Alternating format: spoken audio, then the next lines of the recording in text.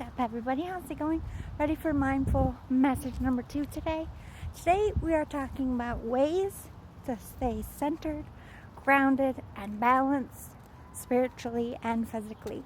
These are the ways I stay grounded and confident in my life, and I got this advice from other people when I was looking for spiritual counsel, so hopefully it helps you as well. Some of them are my ideas as well. I got a good mix, a good chunk.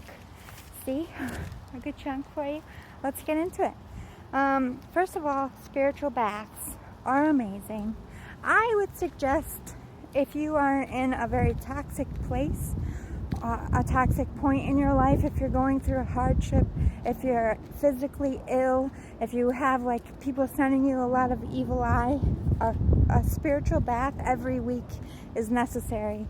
I like to stick to Sunday as the Sabbath. I kind of make it my Sunday routine, but you can pick any day that works for you. You could do a bath every day if you want, because they have different baths for different things. They have stress and anxiety spiritual baths. The point is, if you don't know how to make spiritual baths yourself, you can go online. You can find a website that you trust. You can look into readers who sell things. You can find spiritual stuff anywhere these days. The world is so open to it. And like I said, there's all kinds of, there's like stress relieving, calming, like evil eye removal, protection, for wellness, like mental health or wellness, physical health, feminine or masculine baths, fertility baths. There's all kinds of stuff, so dig into that. I think it's also a way to calm you and de-stress your life as well. Sorry, I flipped to the wrong one. Smudging rituals. I smudge every single day. When I come home from work, after my walk, I go over to my white sage or my Palo Santo, myrrh, frankincense, whatever I feel in the mood, and I just kind of run it around myself, and I ask my guides to protect me and cleanse and clear and transmute my energy in my space every single day. But I do have a lot of evil eye sent my way and toxic people around me. A lot of times people are toxic without meaning to be, and if you're sensitive to energy, it's really important to protect yourself in that way. I look at it as a spiritual shower. I shower every day, and I sage every day. You can also smudge your house, your home, your office, your car, wherever you're feeling uncomfortable. Candles are a good way to transmute. You can either get a white candle for purity. You can look into the candle meanings. Every candle has its own meaning, color-wise. I like to get the little mini candles. I can order them on Amazon. They're very plain. They just come in a solid color. And I write my intention with, like, I'll get a sewing needle and just carve it into the candle. Obviously you can't write a lot of stuff, but I'll write wellness, mental health, sanity, de-stress, whatever I'm aiming for. I write it on the sides of the candle and I burn it. And that's all I do. I just let it burn and let the intention burn. But you can look into all kinds of candle rituals. It's used in all forms of religion. You can walk in any church and a white candle is usually there for you to light in memoriam or just for protection. So you can take that back home with you and make your own little altar and have your own little place with your incense and your sage. And you can light the candle at the same time for whatever intention you're needing. Let's see. Reiki or fire Reiki, holy fire Reiki, you hear all these terms. It's hard to find. It took me a while of looking into Reiki workers before I started watching them, and some of them that I do take from, they put up all different kinds of stuff, and I just, whatever I need at the time, I scroll their page. Like if I need protection, if I need healing, if I need sanity and calm, whatever it is, like I'll find And they have all different ones. They have short ones, they have longer ones. I just let it play. Most of the time they tell you what to do to help yourself heal, and I just feel better. Sound baths are also great. You can either do these both Reiki or sound baths. You can hire someone to come to you. You can go to someone, or you can just watch them for free online like I do. Again, you have to pay attention to how you are feeling.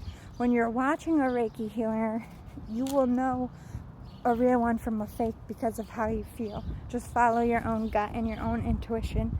Swimming in nature, like in a lake, a river, outside in a pool, just water is very cleansing, it's very releasing, it's very grounding. Same with walking barefoot in sand and dirt.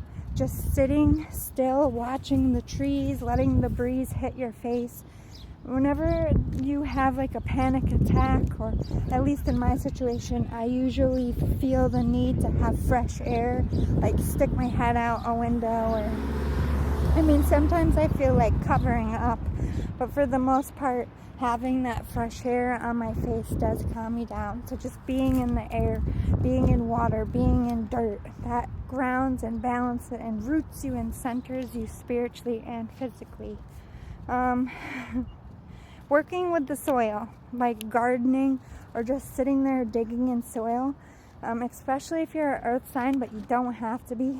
I would usually stick to your element. If you're a water sign, you're going to find like sticking your feet in water or being around water is probably more calming for you. Well, I'm an earth sign and a fire sign, so sometimes I'll just light a candle, and watching the candle calms me down, being in that natural element. Or sitting outside, like I said, feeling that breeze, getting my hands in the dirt, walking barefoot. But working with soil is a literal and figurative way to ground yourself. Positive affirmations, saying them and writing them. I like to write them around and put them up when I'm feeling really low. I'll wake up in the morning and say 3 positive things to myself. At lunch, I'll say 6 positive things to myself or about myself. And before I go to bed, I'll say 9 things that are good about myself. And then I write them as well. I write and say to affirm it. Sometimes going off meat for just a little bit or fasting is actually a spiritual cleanse. But they do have physical body cleansings as well, like water cleansing, juice cleansing, getting off meat. Like, changes in your body can also change your mental state and feeling unbalanced in your life. And it can also help with wellness and certain like health stuff that you're going through. Ask your doctor though. Feng shui, or having a lot of green plants in your home. Like, if you really dig into feng shui, there's a lot of stuff that, like, placing your furniture and having the light hit you at certain times of the day is very helpful. Returning to sender, asking for protection from your guides or whatever you believe in spiritually, praying, walking, running, physical activity, believe it or not. Writing a gratitude list, what you're thankful for, reminding yourself what's good in your life. Also, pro and con lists when you're trying to make a decision are very grounding and centering. Sex and or masturbation can actually ground you. Pent-up aggression is toxic for the soul. Or if you're the opposite and you're going celibate, if you are very sexual, stopping being sexual can also have a grounding effect. Getting organized, your space, your life, making a schedule for what you want to do throughout your work week or weekend or vacation, cleaning up your house, getting organized physically, that does a lot as well. Acupuncture, massage, a facial, sitting in a hot tub, working on your self-love and raising your vibrations, treating thyself, buying yourself something nice, having a reward system for yourself, making a vision board or journaling every day, bonding with your children or people who uplift you, laughing, and just actively participating in your thoughts every day of I am calm, I am safe, everything's working out in my favor. Affirmations is the number one way to